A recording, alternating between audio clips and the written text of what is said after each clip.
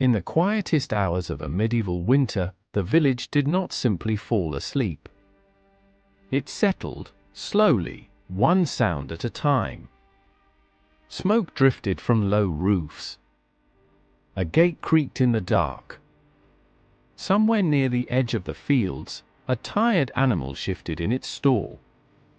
The day of visible work was over, but the hidden work of survival continued. For a medieval villager, winter night was not empty. It was a long, cold passage between one demanding day and the next. The most important presence in the house was the fire. It cooked food, warmed hands, dried damp clothing, and gave the room its only steady light. But fuel was precious, so families did not let flames roar all night. Instead, they banked embers under ash, keeping the heat low and protected. A good hearth could be coaxed back to life before dawn.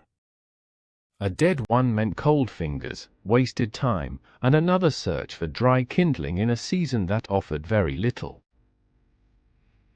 Many cottages were small, smoky, and crowded.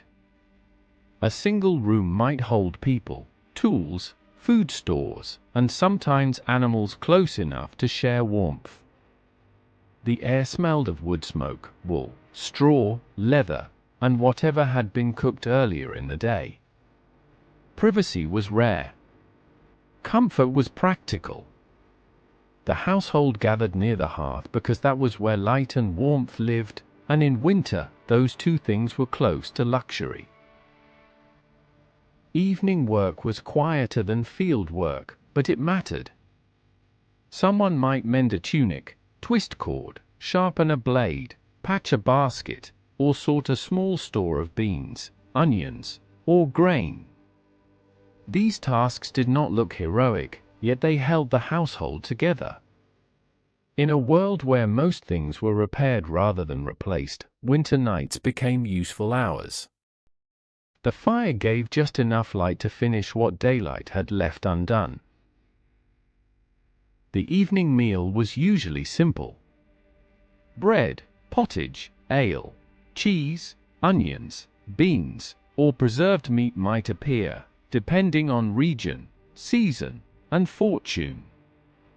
Winter food was shaped by storage. Freshness mattered less than survival. A pot near the hearth could stretch yesterday's ingredients into tonight's warmth. The meal was not only nourishment. It was a small pause, a shared moment before darkness pressed closer around the walls. Before sleep, there might be talk. News moved by memory, not by screens or printed pages. People repeated warnings, local gossip, religious stories, seasonal customs, and tales inherited from older voices. Children learned the shape of the world by listening. Adults listened too, partly for comfort, partly because a familiar story could make a hard winter evening feel less lonely. The past lived in spoken words beside the fire. Outside, the village sounded different after dark. Snow or frost softened footsteps. Wind moved through bare branches. Somewhere, a shutter tapped against wood. A person stepping outdoors entered a world with very little light. Without lamps in the streets, familiar paths became narrow islands of memory. People knew their way by habit, the bend near the well, the fence line, the church shape against the sky, the feel of frozen ground underfoot. Animals did not stop needing care because the sun had gone down. A cow, pig, goat, or sheep might need checking before the household settled. A latch had to be secure. Feed had to be protected. In some homes, animals were kept close enough that their warmth mattered. This arrangement could be noisy, messy, and uncomfortable, but it also made sense. Winter survival was shared between humans, animals, shelter, fuel, and stored food. Medieval darkness carried fear differently than modern darkness. Night could mean thieves, wolves in some regions, illness, fire, spirits, or simply the unknown beyond the small circle of light. Faith shaped how people met that fear. Prayers, blessings, church bells, saints' days, and familiar rituals gave structure to uncertainty. Whether a person was deeply devout or simply following custom, the night was often entered with words meant to protect the home.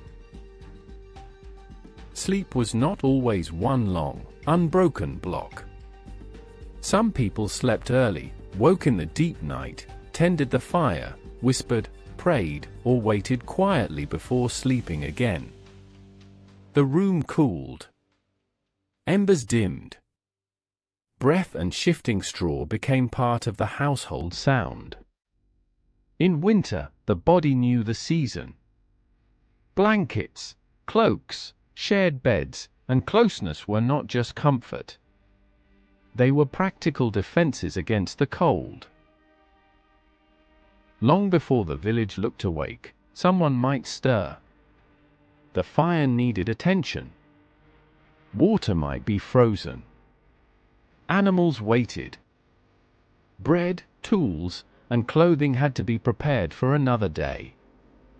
Dawn did not arrive as a dramatic beginning. It came as a gradual return of obligations. The quietest hours ended not with noise, but with movement, a hand reaching for kindling, a door opening, a person stepping back into winter. What survives in records is often kings, battles, laws, and disasters. But most of the past was made from nights like this, ordinary people protecting warmth, stretching food, repairing small things, and waiting for morning. The medieval winter village was not romantic, and it was rarely easy. Yet in its quiet hours, we can see history at its most human. A household around a hearth. A dark field beyond the door. And life, continuing at the pace of embers.